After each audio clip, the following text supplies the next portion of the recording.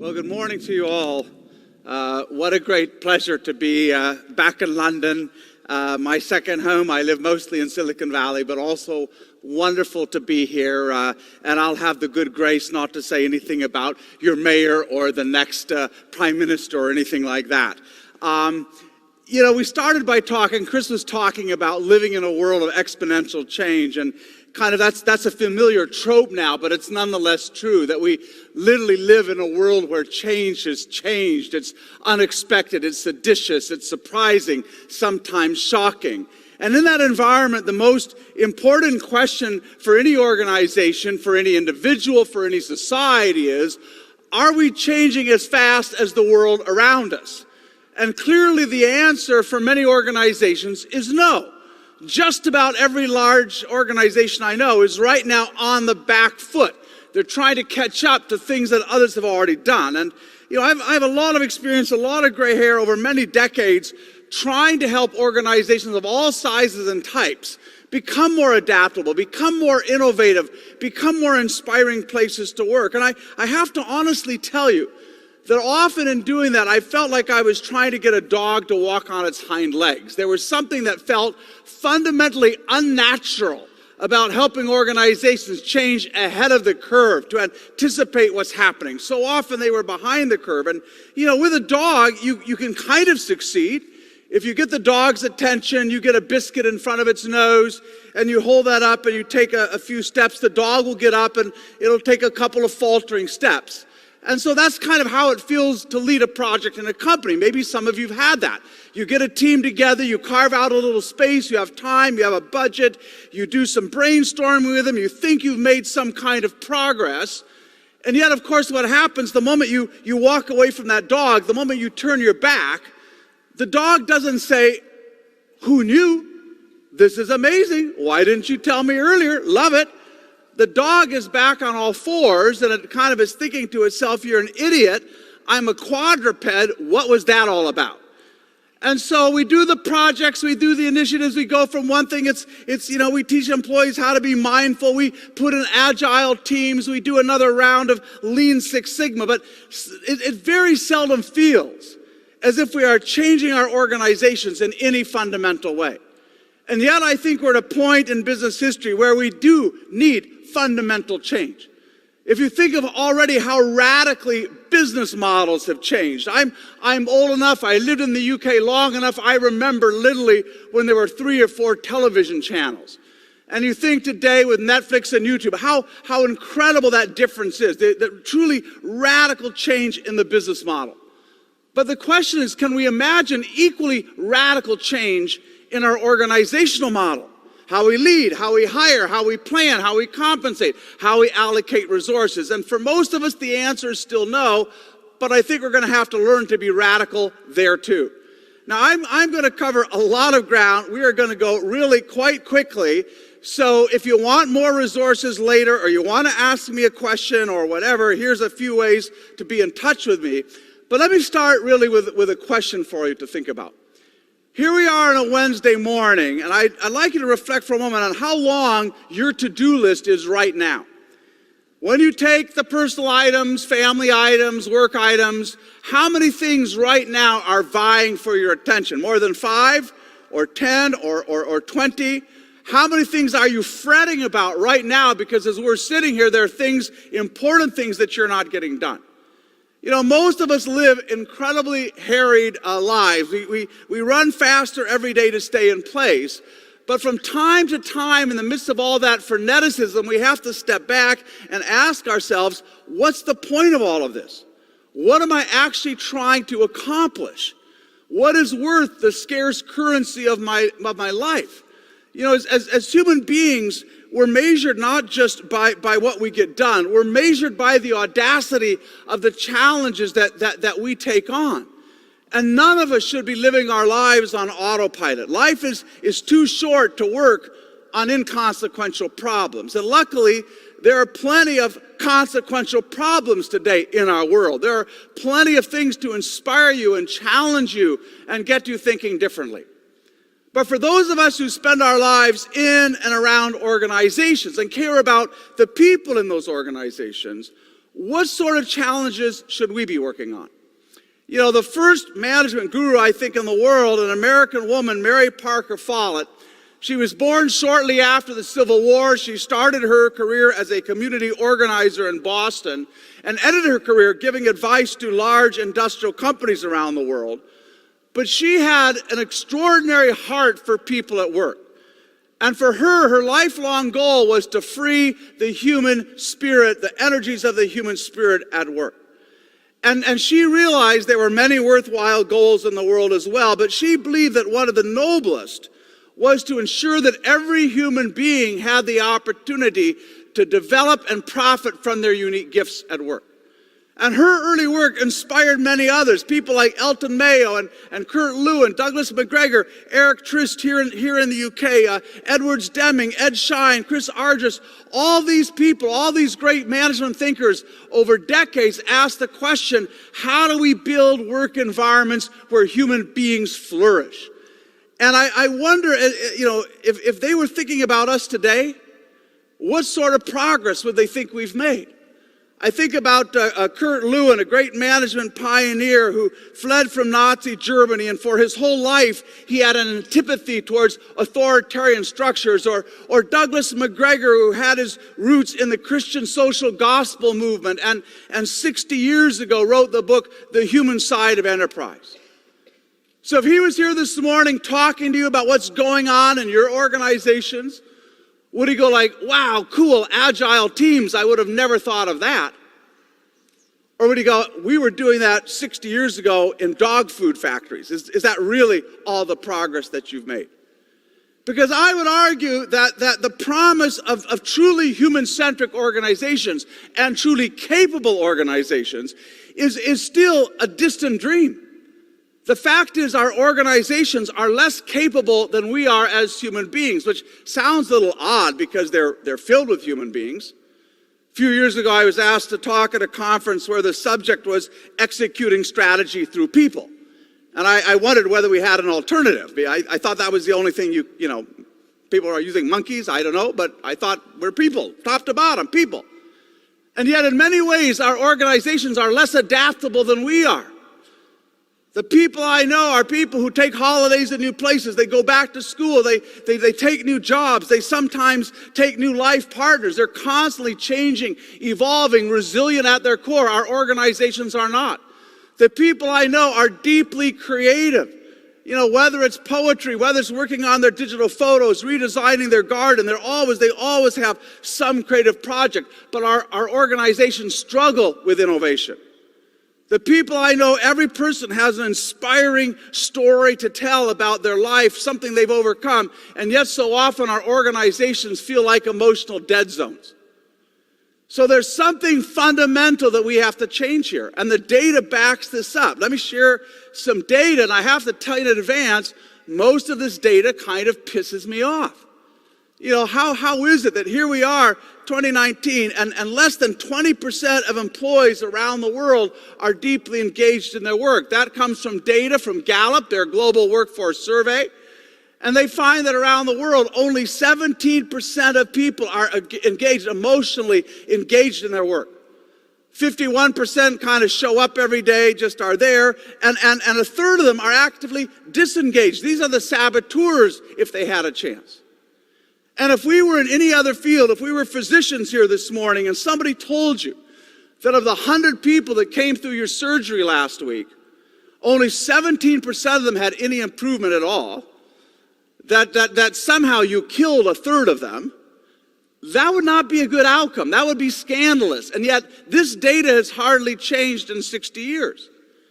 And it's not about the work. If you ask people about the work they do, they say it's okay. About 89% of people are satisfied, highly satisfied. Some of the work is not the problem. And by the way, the managers aren't any happier. If you look at the engagement data for managers, maybe they're even less engaged because they're having to be nannies and parents to employees, and then they have the same treatment from above. But it's not the work. I wrote a piece some years ago for the Wall Street Journal on this topic, and They're quite a conservative newspaper, so I ended my piece by saying it's not so much that work sucks, but management sure blows. And they took that out. I have no idea why, but didn't make it in. But how can we live with this? How is it okay? How is it okay that 50% of employees have said they've had to change a job to escape a tyrannical or incompetent boss? And those paltry engagement scores suggest that most managers are still operating out of kind of command and control. Differences in those engagement scores, 70% of those differences are explained by the boss that you have. And this simply isn't going to change as long as power trickles down from above and until employees have the power to vote their leaders off the island. And we'll figure out how to do that. How is it okay that only 20% of employees are consulted before goals are set for their own work? Let me share some data here. This is the European Workforce Survey, and it has an American counterpart to it. I'll show you them both. But we ask people, are you consulted before goals get set? Not often. Can you influence decisions that are important to your work? Not really. Do you have any choice at all in the colleagues you work for? That's one of the most basic ideas of empowerment. No, we don't. Only 6%. So whatever empowerment we have in our lives as consumers, it's not showing up at work. And you can see the consequences of this in big ways and small ways. A couple of years ago, this spring, 2 years ago this spring, United Airlines had maybe the worst PR disaster since BP in the Gulf of Mexico, a huge PR problem. They had a plane that was filled with passengers. They needed to create some space for some crew that were repositioning. They'd offered some incentives for people to give up their seats. Nobody was willing to do that. They ultimately drug off a 60-year-old physician and gave his seat to a crew member. And somebody filmed this, and it's been viewed hundreds of millions of times. Incredible PR disaster. And so a few months later, the CEO of United Airlines, Oscar Munoz, was being interviewed on television, and somebody asked, like, what the hell happened here? And let me share what he said. He said, we had not provided our frontline supervisors, managers, and individuals with the proper tools, policies, and procedures that would allow them to use their common sense. Do you see the irony here? Like tools and policies and procedures, that is the alternative of common sense. And yet I think for many leaders today, the idea that the future of your organization rests on the ability of ordinary people every day to use their judgment, that idea is simply too scary to be contemplated. Better wrap them up in all the rules, procedures, and make sure that nobody's coloring outside of the lines. But when you do that, you produce an organization that's not adaptable, that's not creative, that is not filled with inspired people. And so in many organizations, this desire for control has metastasized. You walk around London, and most people you meet, they can buy a car. Maybe it's a used car, but 25,000 pounds. They buy an automobile. They can make that decision. Maybe they buy a flat, a house. People make those economic decisions every day. And yet at work, you can't requisition a 300-pound office chair without getting somebody's sign off. And if we thought about this for a moment, we'd understand how stupid it is. This kind of soft tyranny that's just everywhere. Because initiative and creativity correlate with autonomy. When you shrink somebody's autonomy, you shrink their willingness to dream, their ability to experiment, and you end up with a very kind of sclerotic, slow-moving organization. How is it that 70% of jobs require little or no originality? Let me show you some data. This is the U.S. Bureau of Labor Statistics. I think it applies pretty much around the world. They measure jobs, hundreds and hundreds of jobs in the economy by how much originality they require. And they rate that on a scale of 0 to 100. So what you can see in this little slide is you see the deciles, how much creativity you require in a job. So way out there at the right, you see the choreographers and film producers and so on. But then you see the millions of jobs by decile, and you can see that the vast majority of jobs on the left-hand side, about 70% of the workforce, They don't expect people to bring their brains to work. Right? What an incredible waste of human imagination.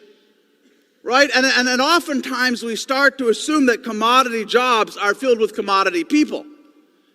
And that becomes a self-fulfilling prophecy. You don't ask them to think. You don't give them the tools to create. And pretty soon you just assume they're incapable of doing that, when instead the goal should be to increase the creative capacity of every single job.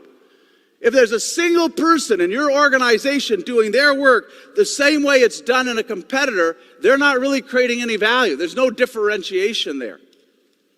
How is it that the average first-level employee in a large organization today is buried under 8 or more layers of management?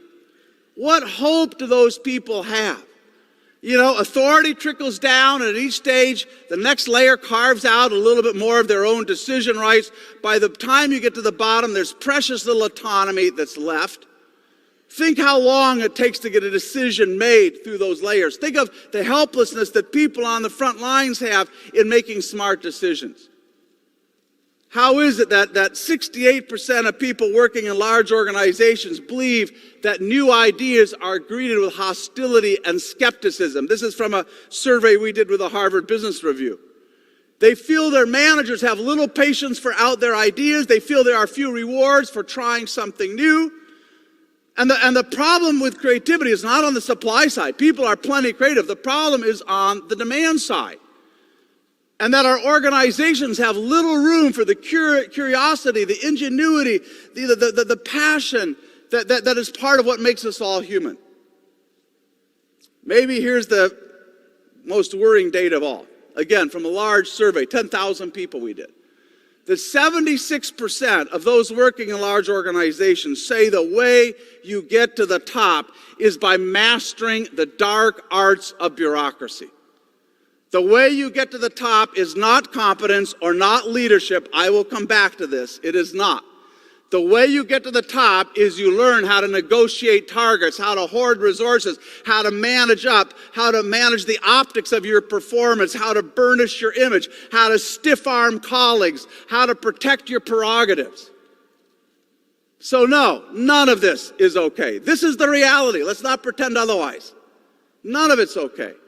But we shouldn't be surprised, because virtually every organization today is still built atop bureaucratic principles. The principles of top-down, the principles of compliance. And 100 and so years ago, Max Weber, the famous German sociologist, he said, bureaucracy develops the more perfectly, the more it is dehumanized.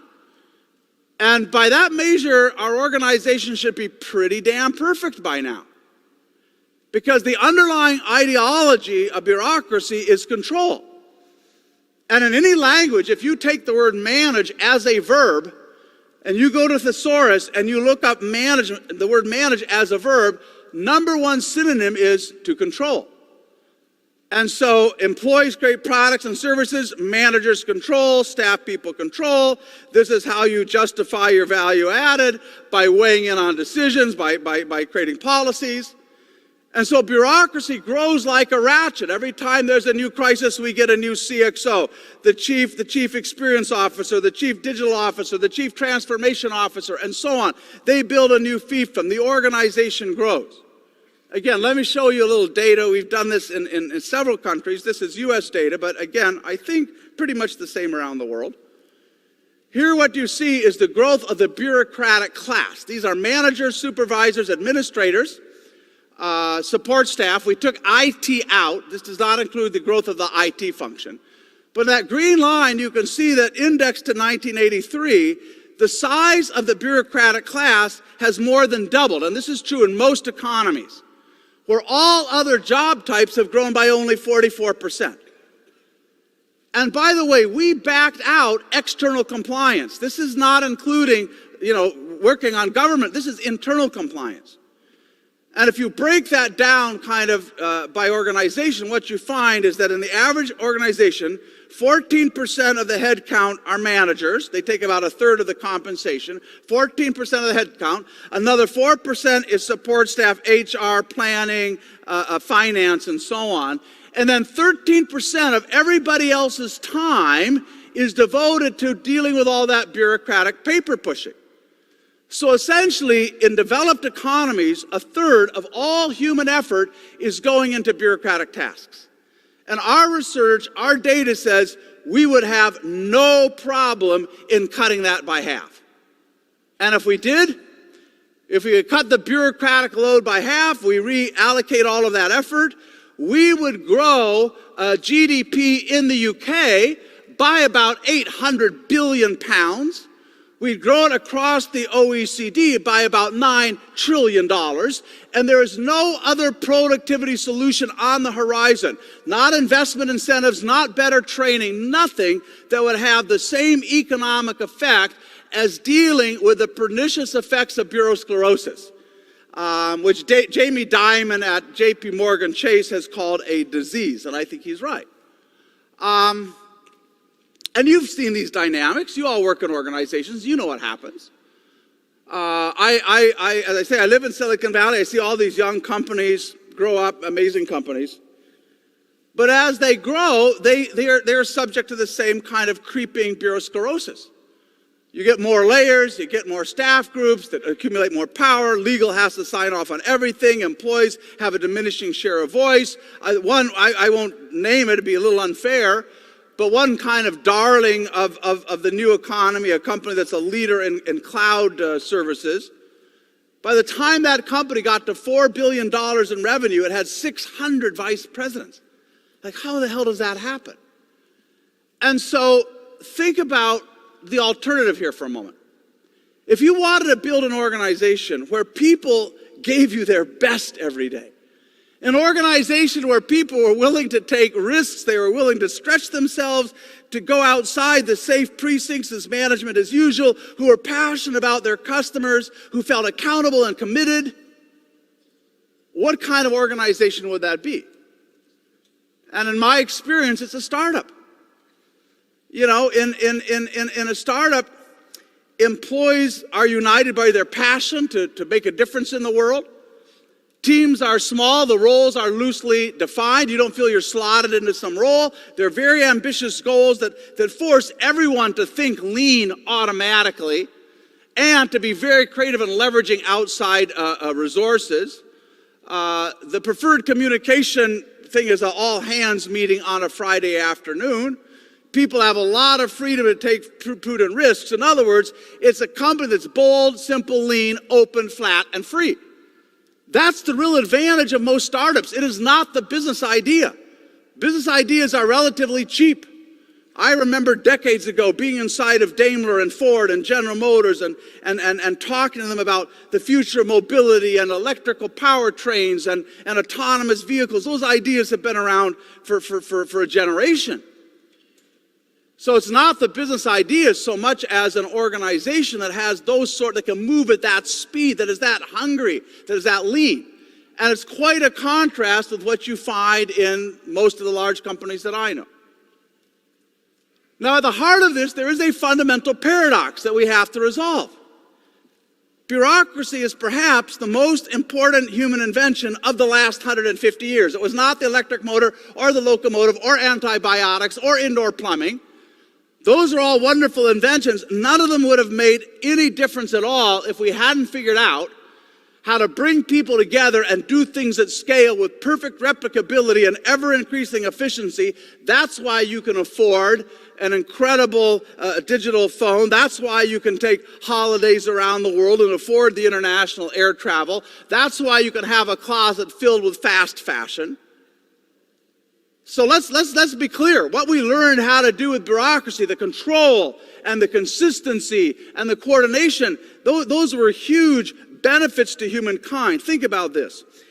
In the next generation iPhone, which will come out later this year, the chip at the heart of that, which will presumably be called the A13, I don't know yet, but the new chip manufactured by TSMC will be built on a 5 nanometer architecture. That's the distance between the transistors, the gates on that chip. 5 nanometers is what your fingernail will grow in the next 5 seconds.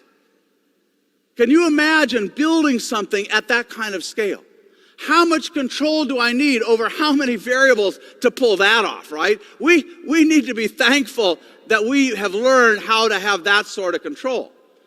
So that's the paradox. In some ways, bureaucracy's made us far more capable. We can do together what we could never have done alone. But on the flip side, it ends up making our organizations inertial, incremental, and in many ways inhuman. So the question is, can we buy these blessings duty-free? How do we still have the efficiency, the cost, and so on, but organizations that don't kill the human soul? And so I want to take the rest of the time I have with you to kind of lay out a roadmap for doing that. And it's not easy, but it's something you can start to do in your organization now. You don't need anybody else's permission. You can do it. So let's talk about what we need. First of all, I think we have to start to count the cost. You know, I was watching something last night on one of the BBC channels about the war on plastic. And you look around the world with plastic and micro beads being literally in everything, in wildlife, in fish, in plants, in our diet, in our food. It's just inescapable. And 20 years ago, nobody really worried about that. Today, most organizations will do an environmental impact statement.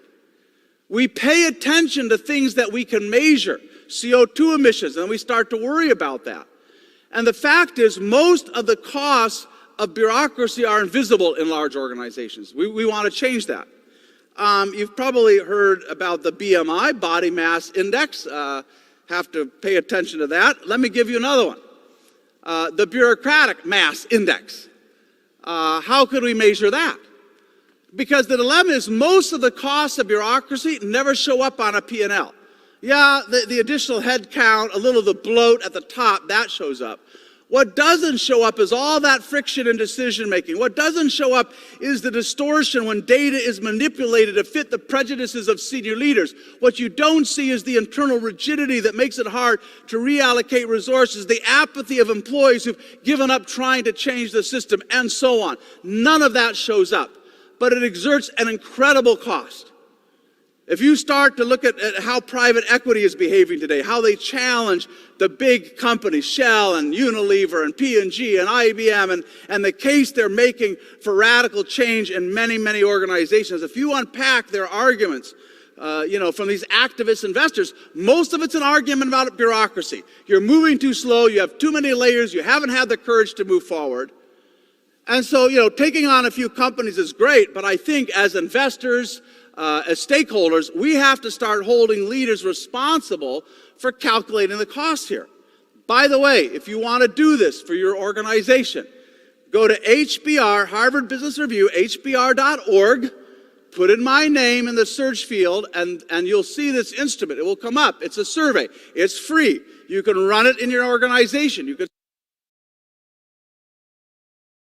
benchmark yourself against others. Second thing is to learn from the vanguard, from organizations that have already escaped the curse of bureaucracy. And it's tough because most of us grew up in and around organizations that fit a common template. And so it's hard to imagine an alternative, right? I mean, just for a moment, think about your organization. I'm not going to go through this list, but think about your organization. And ask how many of these things are true. 8 out of 10, 9, 10 out of 10. Power trickles down, big leaders appoint little leaders, people compete for the scarce resource of promotion. I'm guessing that almost all of those things are true for your organization. This is the template for bureaucracy. And you find it in the Chinese prison system, you find it in every university, you find it in every government department, you find it in Google and IBM, and wherever you look, this is the standard template. When the Iberian explorers, when the Spanish and Portuguese first went to the so-called New World, at that time, the Native Americans had not yet invented the wheel. What would have been your reaction, do you think, the first time you saw a wheel? Are you kidding me? We've been dragging this shit all these years. Are you serious? Right? I want to show you some wheels. I want to show you what's possible. And I don't have enough time to unpack a dozen different case studies, but I want to give you some hints and some hope that there are alternatives. You know, imagine an organization of 70,000 people, a global manufacturing organization that's divided itself into 4,000 micro enterprises. 4,000, where the average size is 8 or 9 people. Every single one has its own P&L. It manages that little micro enterprise as its own business. That is Haier, the world's largest appliance maker based in Qingdao, China. And they also bought GE's appliance business. And they run a 70,000 person company like a portfolio of startups. It is truly amazing. Think about teams coming together. Nobody gives them assignments. Teams self-organize around interesting problems. And when 3 people agree there's a problem to solve, they set up a team and they tackle that. That's how it works at Valve, which is the most popular platform for online gaming around the world. Think about an organization which employees are driving innovation, that frontline employees are doing thousands of experiments a year with new services and new products, and they've been trained to do that. Where strategy is crowdsourced, where strategy does not start with the CEO. Strategy is a company-wide conversation. It involves everybody. Where do we go next? Where should we place our bets? Where there are no internal monopolies. Where if you're running a business, you don't have to buy support from internal HR or internal finance or IT. You can go outside and buy that from whoever you like. It's crazy to me that in most large companies, HR in particular, but also IT finance, they are monopoly service providers. And sometimes they talk about internal customers, but that's bull. Because customers can fire you. I'm guessing most of you could not fire your HR department. We got to change that, and some organizations are beginning to do that. Imagine an organization of 10,000 people where people choose their own leaders and unchoose their own leaders, and you serve at the pleasure of your team, where power trickles up instead of trickling down. Companies where every employee feels like an owner. A large bank, Europe's most consistently profitable bank, Handelsbanken. Every branch is its own P&L, almost zero allocated costs. They make decisions on pricing of loans, on deposits. They run that like their own business and have enormous discretionary influence there. Or one of the world's largest agricultural processors that has 1,000 employees and no managers at all. Employees contract one with another. They write letters of understanding with each other, but there are no layers at all. And all of these organizations, everyone, has extraordinary productivity advantages. They have incredible engagement scores that are kind of, just beyond belief. And all of them have turned upside down most of the precepts of bureaucracy. I was a few months ago in a plant owned by GE. GE's had a lot of challenges recently, pretty bureaucratic company. But here and there you find some amazing outposts. I was in a plant that builds the largest jet engines in the world that go onto the A380 and the 787. This is a plant of 400 people. Almost no one here has a university education. They're all highly trained. But they run a plant of 400 people with a single plant manager. So effectively a 1 to 400 span of control. Can you imagine if you went away from the conference, you went back to your organization, we probably should have like a 1 to 400 span of control? The world's most consistently profitable steel maker, Nucor, they have on average a 1 to 150 span of control. A $20 billion company where the head office is 100 people. And they have no HR department at the center. They have no IT department. The only thing they have at the center is finance. And when you talk to the managers, and they do have some, you talk to the managers at Nucor, they will tell you what we do is the least noble work at Nucor. We don't create products. We don't really solve those problems every day. We're not the ones meeting with customers. Those are all our frontline employees. We just make sure they have the tools they need. So we don't have to be stuck. And it starts from getting out. If you want to go deeper on some of these, this is November, December last year, 2018. Cover story I wrote for Harvard Business Review. This goes deep, deep into what Hire has done. I think right now the most revolutionary management model in the world. You can go check it out and learn more if you like. So learn from the vanguard and start with new principles. You know, in any field of human endeavor, we ultimately reach a point where you cannot solve the new problems with the old principles. 250 years ago, people who cared about building constitutional democracies and self-government, they could not start with the divine right of kings. They had to start with a whole different set of principles about the inherent rights of each individual to be self-determining. That was a radical change in political thought. 100 years ago, the early physicists trying to understand the subatomic world, the ones who followed, like Bohr and Heisenberg, who followed Einstein, they realized you could not understand that world using Newtonian physics. We needed something entirely new, quantum mechanics. And again, I think that's where we are in business. So often, when we go to other organizations, or maybe you talk to your consultants and you're benchmarking, the question we ask of other organizations is, what do they do? But maybe what we should ask is, how do they think? Because today we need not only better practices, we need entirely different principles. And I think, you know, when you think about how knowledge is created, let me give you a simple little framework. You start with a problem that you want to solve. That could be self-government, let's say. Or it could be radical empowerment. Pick your problem. That will point you to certain principles. If you want to build democracy, whether it's UK, Netherlands, Germany, United States, Japan, there's a set of principles that are the same across all of those countries.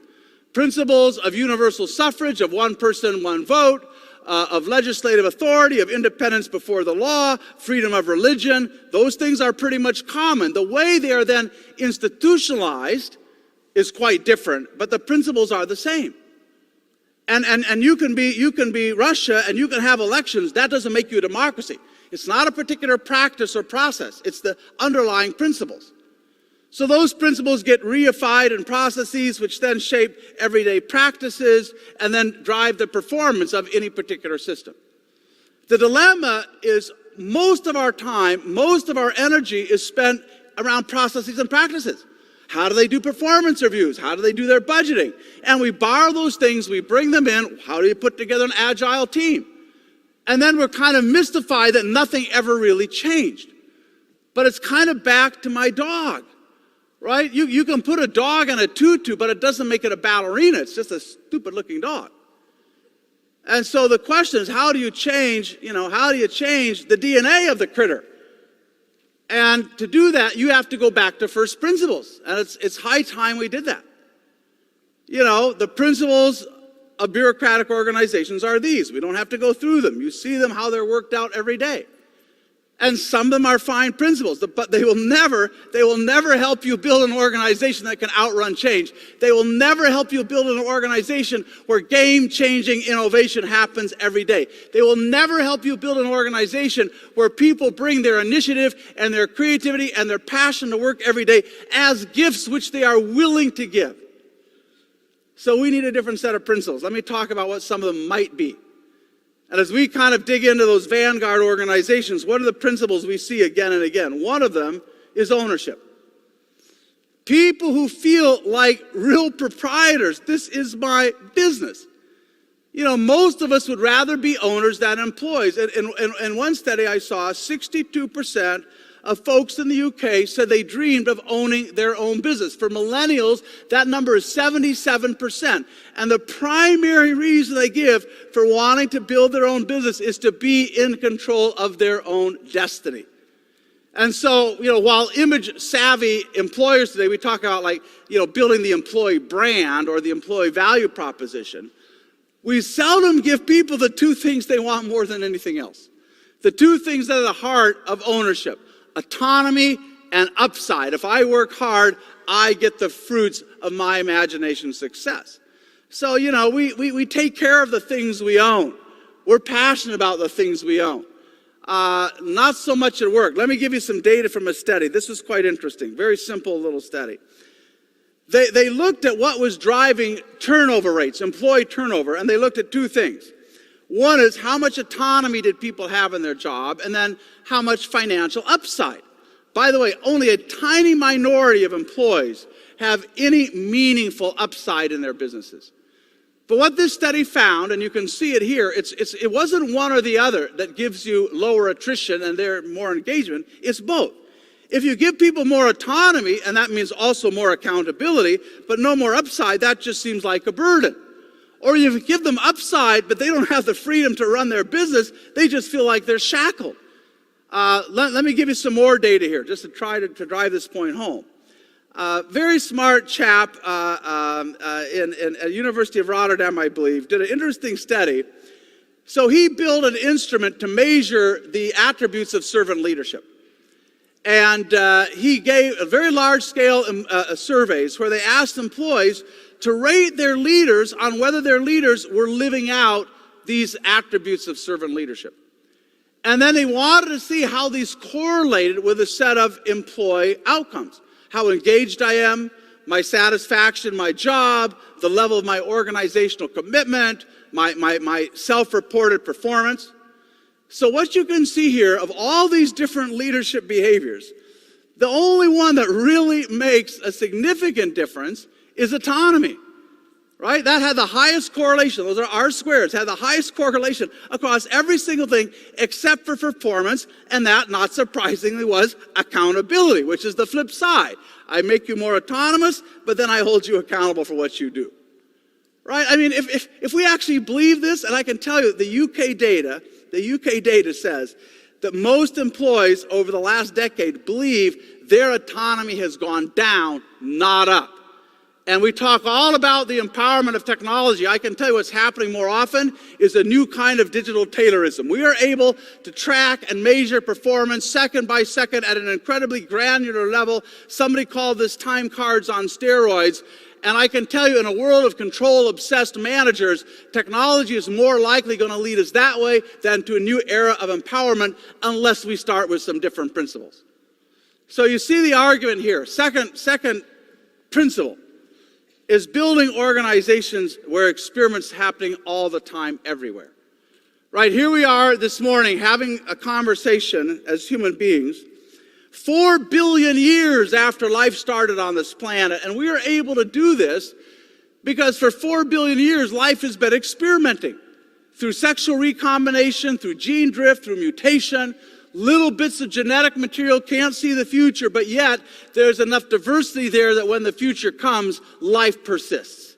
Why wouldn't we apply that same principle in our organizations? You know, if life had been managed by the principles of Six Sigma, we would still be slime, right? We had to have some mistakes in there. And here and there, you know, you see this logic play out in Silicon Valley. You know, a typical venture capitalist will get 1,000 business plans in a year to look at. They'll maybe talk to 100 would-be entrepreneurs if they think they have promise. They'll ultimately put together a fund of 10 or 12 companies. You know that the most likely outcome for each one of those companies is they lose everything. The modal return is zero. But you hope you have a good average return because somewhere in there is the next Uber or Pinterest or Atlassian or pick whatever company you like. The dilemma in a lot of large companies is we don't have anything in that front end. We are not generating hundreds, thousands of new strategic options every year. We are not testing hundreds of them at low cost. You know, there's a reason right now Amazon is probably the most innovative company in the world. Experimentation is part of their DNA. Jeff Bezos, I believe we're the best place in the world to fail. We have plenty of practice. Failure and invention are inseparable twins. To invent, you have to experiment, and if you know it's going to work in advance, it's not an experiment. Let's not talk about pilots anymore. Right? A pilot means you've already figured it out, 90% of it, and now you're going to fine-tune for perfection. Experiments, you can't be so sure what's going to happen. I'll tell you a wonderful story about experimentation at Amazon. More than a decade ago, a young employee, Greg Linden, he had this idea that Amazon could mine some of their data and they could give buyers recommendations. So they look at what you and other people were buying and they say, you might also be interested in some other things. So Greg took that idea to his boss. His boss said, no way, we're not going to do that. Our whole ethos is simplicity. You've heard of one click, Greg? We're not going to put anything in front of our buyers. We just let them check out.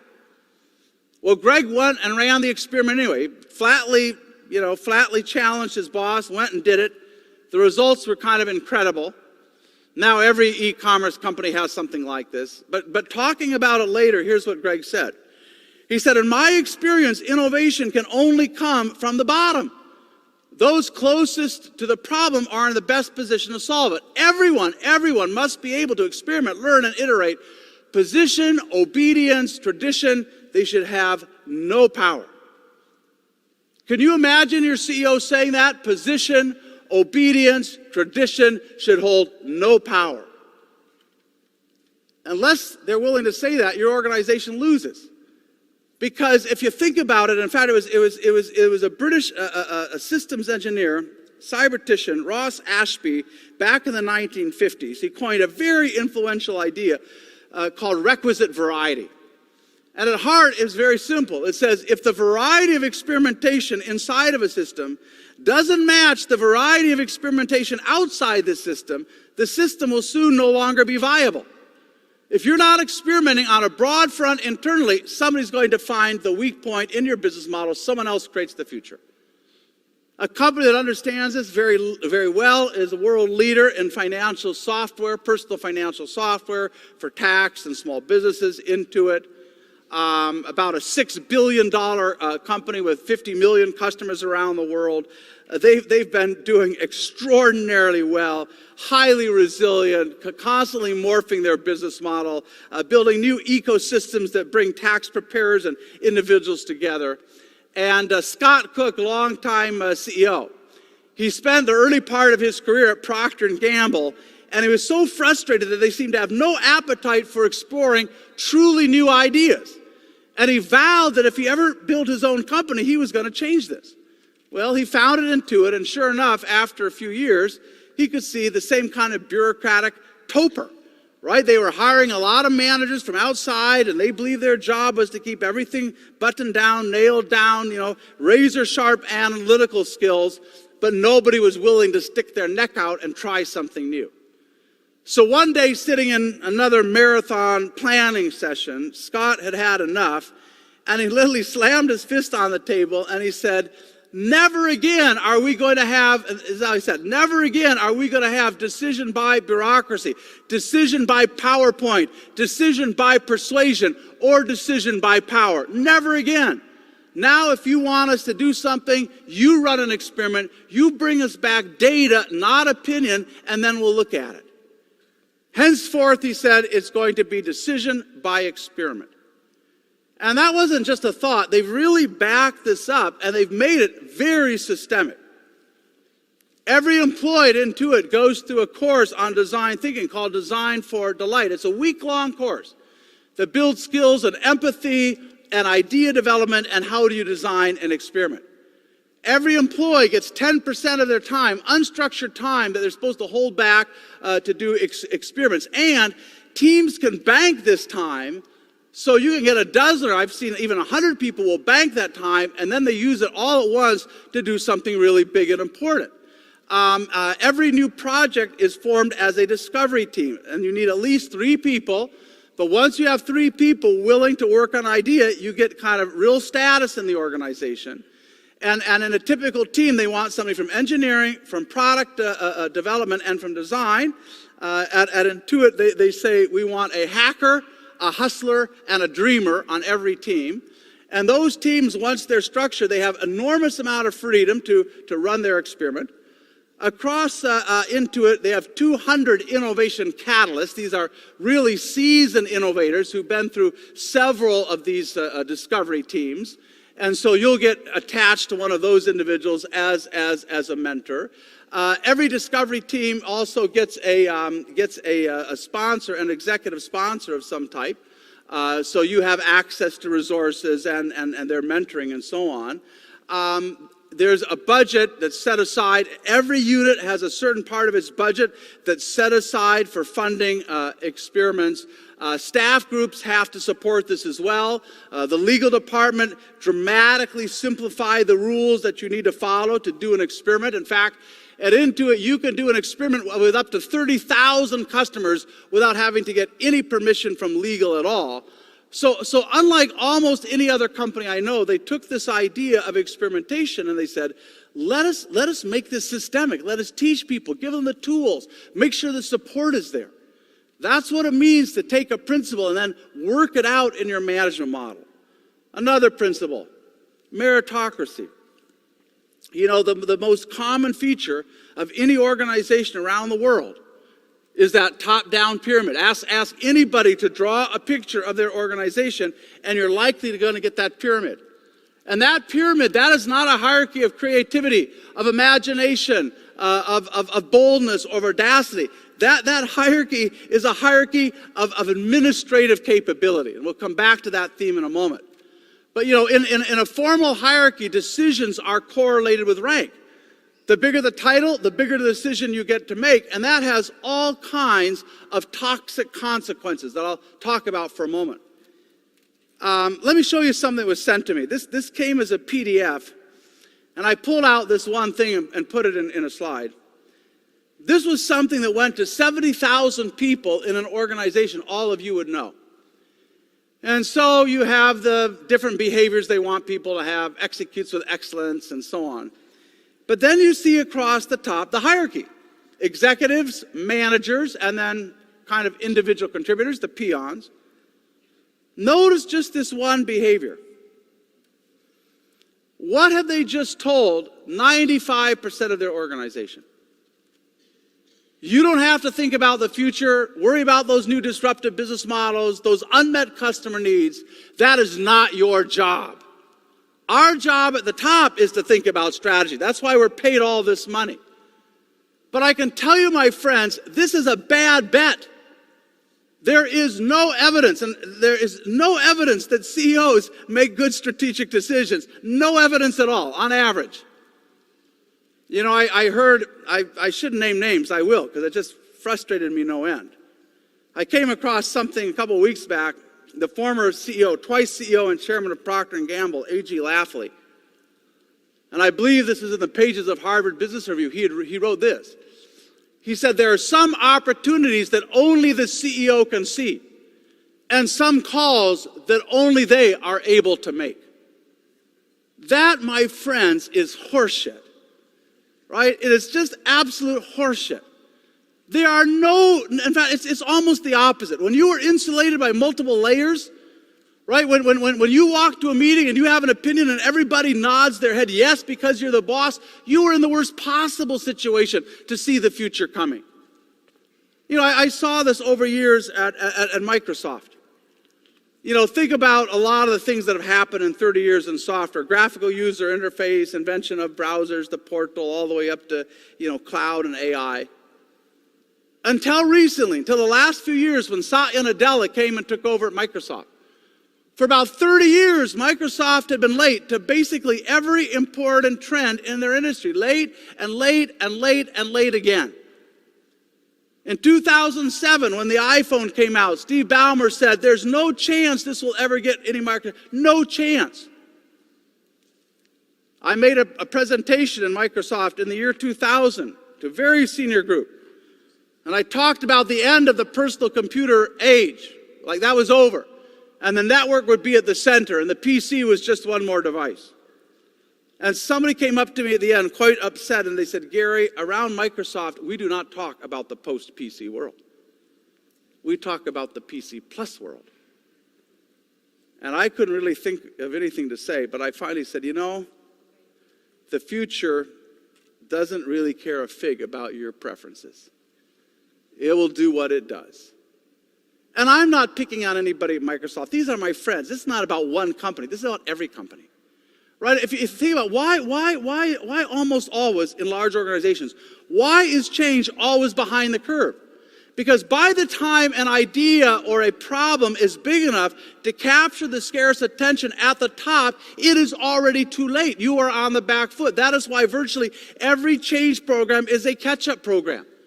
And in that, when we believe that that strategy and direction starts at the top, as most consultants do, as most employees do, but if you believe that, what that means is a small group of people has the power to hold the organization's capacity to change hostage to their own personal willingness to adapt and change. How stupid is that? And that's why change happens in FTSE 100 companies and Fortune 500 companies the same way it happens in poorly governed dictatorships. It is belated, it is convulsive, and it is expensive, and we can do better than this. But we got to change our thinking. You know, when somebody in your organization, if somebody uses this term, the leadership team, who do they mean by that? Right? Typically, I hear that phrase, and it means these people. I can tell you, every one of those three words is wrong. There is no the about leaders. There are leaders everywhere. There's not the leader or the team. They're leaders across an entire organization if we give them the chance. The word leadership, the people at the top are not necessarily leaders. Leaders, I can tell you, does not correlate with rank. If you want to know whether you're a leader or not, I'll give you the simplest possible test. Take away the title after your name. You no longer have any positional authority. By the way, in today's world, if you have to use positional authority to get things done, your leadership authority is eroding. So just forget the title after your name, number one. Number two, you have no budget, you have no resources that are kind of yours and you command. And number three, you have no sanctions. So take away those things, and then the question is, what can you get done? What can you get done in your organization where you no longer have the big stick of bureaucratic power? If you can still do something amazing, by God, you're a leader. If not, maybe you're just a bureaucrat. How would we know? And so there are leaders everywhere. The folks at the top, by the way, are probably not a team. These are not 10 or 15 selfless individuals working as a tightly knit squad. And maybe just a little bit of history is useful here. Back in the early years of the Industrial Revolution, and when it really started to take off, late 18th or late 19th, early 20th century, and we started having to bring thousands of people to work, we needed a new breed of employee called a manager. They didn't exist. And so business schools stepped in to supply that need. Wharton was founded in the late 1890s, Harvard early in the 20th century, and so on.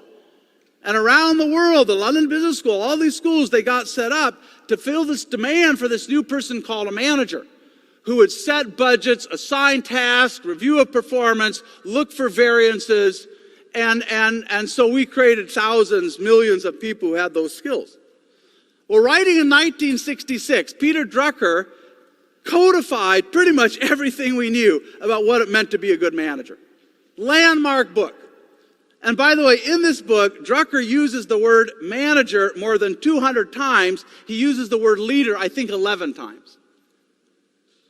And so what happened around about this, early 70s, certainly by the 1980s, business schools, consulting companies, we started to say, you know what? We can't sell that management stuff anymore. That's like a commodity. Like administration is just a commodity. We got to sell something new. And so it says, oh yeah. We're going to go to all those managers and we're going to tell them, if you come on our courses and you pay us this money, we're going to give you an immediate performance upgrade. We're going to turn you into leaders. Now, let me tell you, there is no evidence, and this is not just Gary. Read Barbara Kellerman's book, The End of Leadership, from Harvard. Read Jeff Pfeffer from Stanford. Read his book on leadership BS. We know almost nothing, despite 40, 50 years of trying. We know almost nothing about how to build leaders. Very little evidence that the $40, $50 billion a year industry here is actually producing people who are true leaders. Eric Schmidt, right, the chairman recently of Alphabet, of Google, here's what he said. We reward people for being close to the top, outrageous CEO salaries, or being closer to transactions. That's investment banking. But big rewards should be given to the people who are closer to great products and innovations. Pay outrageously good people outrageously well, regardless of their role or tenure. If compensation correlates with rank in your organization, that's going to be a problem. Because administrative capability does not correlate with any kind of market-based success. And yet our organizations are still fundamentally an aristocracy of administrators. Because 100 years ago, that was a rare skill. It is no longer a rare skill. What are companies doing to change that? Let me give you one really interesting example. It's the world's largest hedge fund, Bridgewater and Associates, remarkably successful. Ray Dalio, their founder, pretty radical thinker. Let me start with a quote from him. He said, I wanted to create a system that could effectively weigh the believability of different people to come to the best decision. And I knew that without such a system, we'd either end up with, we'd lose both the best thinkers and the best thinking, and we'd be stuck either with kiss-asses or subversives who kept their disagreements to themselves. So what he was essentially saying, I want to be able to separate out your competence from your title, because these don't correlate. And I also know that on different decisions, we need different hierarchies. There can't be one hierarchy. If it's a new product conversation, that's one. If it's a regulatory, maybe somebody else is an expert. So they created quite a simple system called the dot collector, and it works like this. You have a device on your smartphone, your tablet, in any meeting at any point, on several criteria, you can give your colleagues a ranking. And I think there's 7 or 8 top-level criteria. Underneath those, there's quite a few more. So you go in, and you say, that person is like so smart and so capable there. Let me go up rank them. Or you know what, that person's just talking rubbish. I don't believe him, and you can downrank them. And then anyone can go online and look at everyone's rating on all of these different areas. Average person at Bridgewater will get more than 2,000 peer ratings in a year. And in any particular meeting, your share of voice depends on how believable your colleagues think you are. This is how power is going to work in the future. Power will not attach to positions. Power will be a product of your peer-attested competence, which is, by the way, exactly the way it works in academia. I don't get any influence from my dean or from my title. I get influence when at the end of the term, the students say, Gary, you did a good job, or colleagues say, Gary, that was a good article, we think it should be published, but power has nothing to do with any particular title. Another core principle, markets. On average, markets are smarter than hierarchies. For proof of that, for evidence, look at the performance over the last 50 years of the New York Stock Exchange, which has outperformed every company on the New York Stock Exchange. Markets are very good at doing what organizations struggle. Markets are very good at moving resources from old things to new things. There's no emotional connection, there's no nostalgia, there's no concern about cannibalization. Let's just sell your shares here, move it somewhere there. And in aggregate, average investors make smarter decisions than the best trained CEOs in the world. And companies are beginning to understand this. They're beginning to understand you cannot let big decisions be made at the top. I'll give you a little personal story. I was working a few years ago with a Korean company. Will not tell you their name. We had trained several hundred young people to think like game changers, taken through quite an intensive course, and then we set them to work inventing new business models. And a couple of kids came to me and said, Gary, we have something like amazing. This is about 8 years ago, 7 or 8 years ago. I said, yeah, tell me about it. He says, well, this is all going to be on your smartphone. You walk into a club, a pub, a bar, and you can have your social profile. We'll use geolocation. You can see other people who are there. And if you think you might want to meet somebody, you can let them know that. And then maybe there's like a real physical connection. And we said, this is going to be like a cool way for people to connect. I said, yeah, that seems cool. So we then took that idea to the Internal Investment Committee. The average age of the investment committee, 55 years old. And so we had these lovely all-male Korean guys, 50-some years old, looking at this new idea. Team made their presentation. First comment from one of the old guys was, so let me understand, you're at your club with your friends. Why are you on your phone?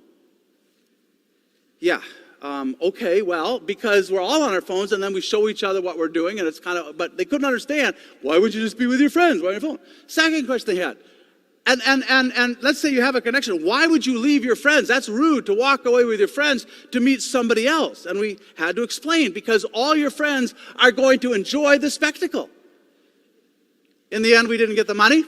6 months later, Mark Andreessen funded Tinder, and kind of X billion swipes later, that's kind of all history. So you cannot have big decisions made at the top. There's simply not enough bandwidth, not enough experience, and some smart companies are beginning to recognize this. IBM has in recent years has been trying to know where to place their bets with AI, what they call cognitive computing. And rather than make that decision at the top, they created an internal market. They invited more than 200,000 people to submit ideas on what the company should do with AI. And they gave every one of those individuals $2,000 of virtual currency to bet on the best ideas. So you turned the entire organization into angel investors. So out of that, the first round, there was about 8,000 ideas. That got winnowed down to 5,000, kept getting winnowed down through peer review and some expert review. And finally, you get down to the 50 best, and you get real funding.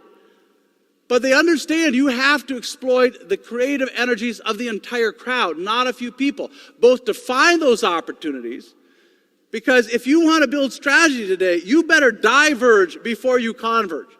You need to create those thousands of strategic options to have any hope of finding the best. Another principle is community. You know, in the UK, you've heard a lot of talk in the last few years about loneliness. There are public policymakers around the world who've declared loneliness an epidemic. And in our kind of mobile, hyper-busy, digitally mediated world, we are more and more struggling to find the kinds of relationships that mean the most to us. Relationships that are face-to-face, that are personal, that are positive, that are reliable. And you might imagine that work would be a place where people could build those relationships. Turns out that hasn't been mostly true. Again, a Gallup study found that only 2 out of 10 people at work say they have a close friend there. And I don't know how Gallup has modeled this out, but according to them, in any case, if we double that, profitability goes up by 12%.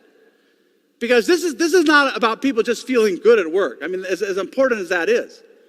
You know, today the problems that are most worth solving in any business are new problems that cross organizational boundaries. And I need people that have a lot of social capital built up. They care about each other. They're willing to take risks with each other. There's a lot of trust. They're emotionally vested. They'll go the extra mile. Without that kind of community, I can't solve the interesting problems. Maybe the best example of that of any large company in the world is the U.S. airline Southwest. They are consistently the most profitable airline in the world by a long ways. They are the most highly rated airline in North America, which I grant you is a very low bar. But I think they would do well anywhere around the world. Their share price has been pretty much outstanding. And one of the toughest problems in the airline business is to turn around an airplane at the gate. And you might think that's predictable. It's not. Every time you have a unique challenge. The baggage has arrived late from another flight, or the passengers are late, or you have a passenger with special needs, or there's a mechanical problem, or something has happened with the weather. And so you need the baggage handlers, the gate agents, the mechanics, the pilots, the cleaning crew, the caterers. All of these people have to work together as a team. They have to swarm that problem and solve it together. It is not at all unusual at Southwest, if the plane has arrived a little late, they're short of time, the pilot will walk down the aisle picking up the rubbish along with the cleaning crew. Or someone will go down to help load bags if they're understaffed there. And so most of their success comes from the speed at which they can turn their planes around. What that means is their planes are in the air more often than any other airline around the world. And when you unpack all of that, it's all about community, right? It's people are brought together by a mission they care about. They still believe in their heart that they are like on the earth to make flying affordable and fun for every human being. That was their founding mission, and it's still real to them. Every single employee is taught to think like a business person. Flight attendants and baggage handlers go through in-depth training about return on assets and productivity. They can tell you whether their flight is profitable or not based on the passenger load. They can tell you on certain metrics, if we improve, what that will do to my profit sharing account if we improve that metric this year. All that data is transparent, all the financial data to every employee, and that's another point of sharing. We're all looking at the same scoreboard. The company for years has emphasized the ability to be yourself at work. And it started with their founder, Herb Kelleher, who would show up in strange costumes and was quite willing to make an idiot of himself and poke fun at himself. And that was part of the spirit there, because you can't build a community unless people can be themselves at work. So they'll tell jokes and they'll do funny things on the airplane. I've had flight attendants hide in the overhead bins and give you quite a shock when you open it, but they're encouraged to do that. Teams are very much self kind of empowering in decision making. Local airports, those teams very seldom ask permission anybody else. A lot of accountability to your peers. They make a big point of being egalitarian. Herb would always tell people there's not a single job that's more important than another job. We don't think about jobs in that way, that pilots are more important or managers are more important. And then a big emphasis on family. Basically, every corporate event is a family event. Everyone, at work, you're asking, how are your kids doing? How was your holiday? But they've emphasized building that family connection. Now, most of us, we have two kind of faces. We have two selves. We have the professional self that shows up at work as polished, professional, and so on, and pretty unemotional. And then we have the personal, the private self that sticks its head out only when we think it's kind of safe to do so. And I think, there's often been this idea that you really don't bring your private self to work. In fact, we kind of end up with the worst of both worlds. We end up with work completely invading our private lives and answering phone calls from the boss on the weekend and so on. So it completely evades our private lives. And yet we can't really bring our own selves to work. And yet I can tell you, if you're going through a divorce, if you're struggling with a child who's caught in addiction, if you've lost a parent, if you're facing a surgery, and you have to spend 8 or 10 hours at work and you can't talk about that, you suffer, your work suffers. You can't expect colleagues to be engaged in their work if they're not engaged with each other. There's a reason that the corporate stock ticker for Southwest Airlines is LUV. And Herb Kelleher, he said, a company is stronger if it's bound together by love instead of fear. Let me ask, in your organization, could you sit at a meeting tomorrow, coming back from this conference, could you say, or the next day, could you say to your colleagues at a point, what we really need is an organization that has a lot more love in it? I think you'd struggle with that. Most people would.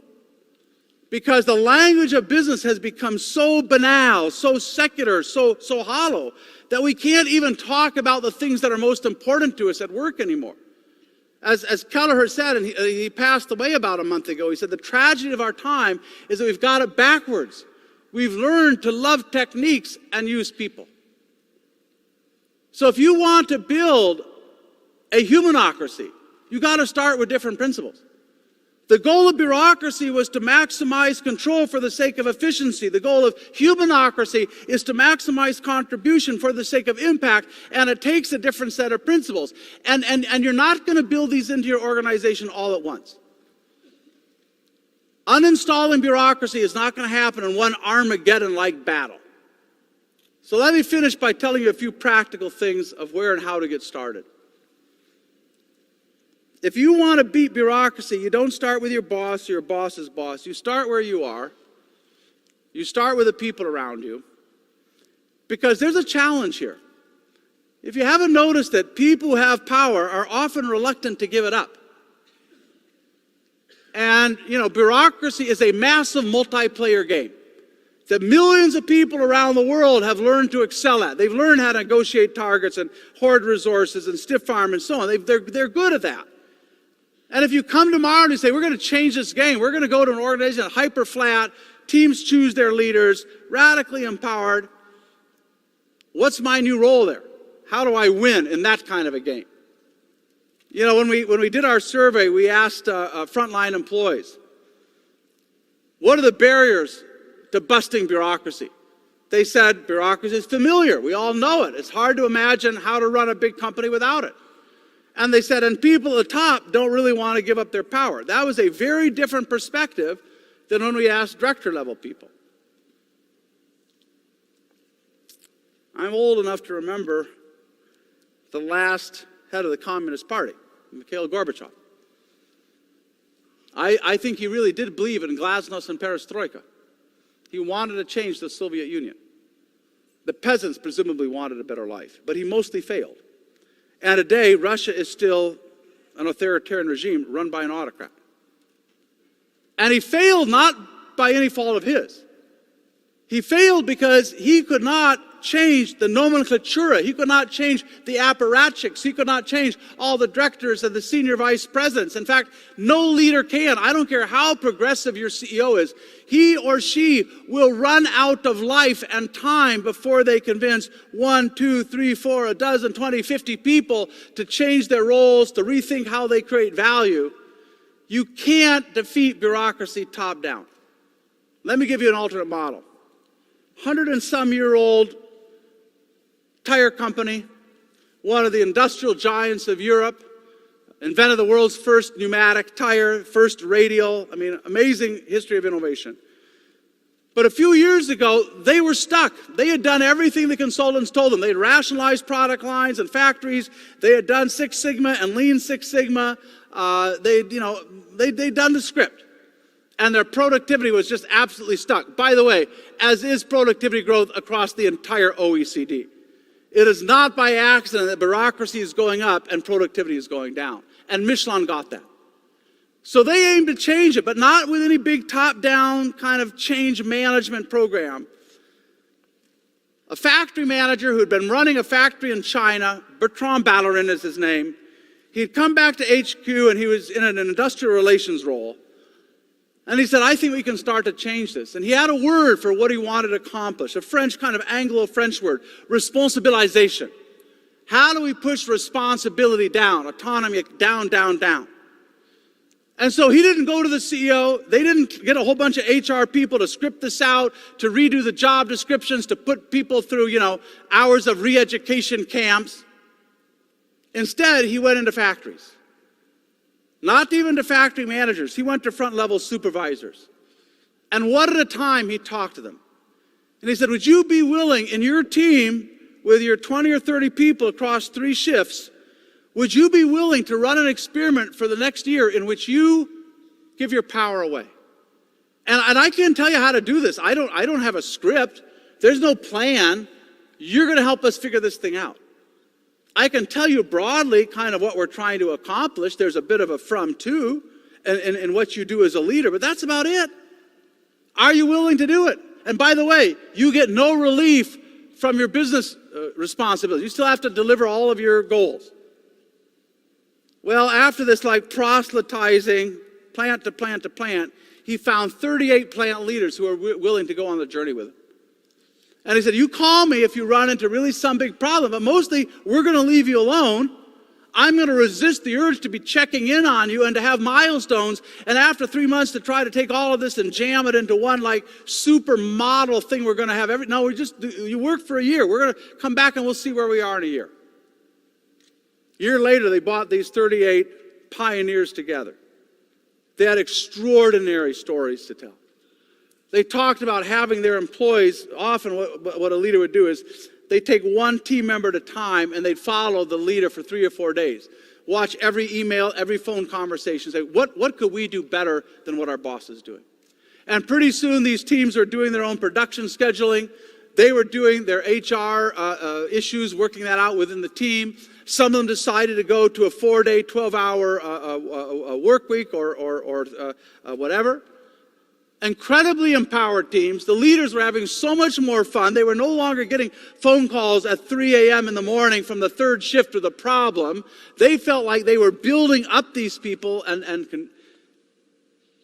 so they started to codify this. Again, not from the top. They created an online platform where people could share what they've done. They built a whole map of how this might look. And then they had a dozen plant managers ready to raise their hands. So now they've been running experiments at the level of an entire plant. And what made this impossible to kill was it was happening in 38 places. And there wasn't any great grand plan that you could attack and say, you got it wrong. This was grassroots. That's how change happens, not top down. It happens bottom up. And I will tell you, my friends, we need to stop talking about change management. Change management is an oxymoron. Right? No real radical change ever happens top down in that way. If you're trying to do something that's truly new, you can't manage it. All you can do is help it to emerge. I mean, change management. It's like saying Scottish cuisine or I don't know, a man bun or something. It just doesn't make any sense. Give you one other very quick story. Adidas. This is something we did with the North American part of the German sportswear company. They compete with Nike and Under Armour in the U.S. It's the biggest market for Adidas in the world, very tough market. For years, they've been losing market share. Margins were half of their competitors. Business was just absolutely losing its relevance. And they had a new CEO, Mark King, who came in. He said, Gary, what do we do? I said, we got to change the DNA of this place. We got to ask people, how would we reinvent our management model if we were serious about innovation? So we created an online MOOC, and over a period of several months, we took thousands of their employees through some instruction. You know, we talked about all these principles. What does it mean to be truly experimental? What does it mean to have real ownership and think like an entrepreneur? So each week we would have a new principle. And then at the end of that, we would ask people, what would you change if we took that principle seriously? If we took the idea of meritocracy seriously, what do we change? The idea of experimentation, what do we change? And those employees, over a few months, created 800 management hacks. Maybe we should publish everyone's compensation data. Maybe we should have users involved at the earlier stages of product development. Maybe we should have team rewards rather than individual. A whole 800 small ways, ideas for hacking the old management model. Those got about 9,000 peer ratings. It was clear to see which ones people thought had impact. The teams then came together and took the top 20 of those hacks and turned them into real experiments. The way you change bureaucracy is one really smart experiment at a time. It has to be something that happens experimentally. Radical in intent, evolutionary in execution. Right? No one's going to give you permission to blow up the old model, nor should they. But you can do experiments anywhere. I'll give you two quick ones and then we're done. I have good friends at an Australian software company called Atlassian. They are experimenting all the time with how they manage and organize.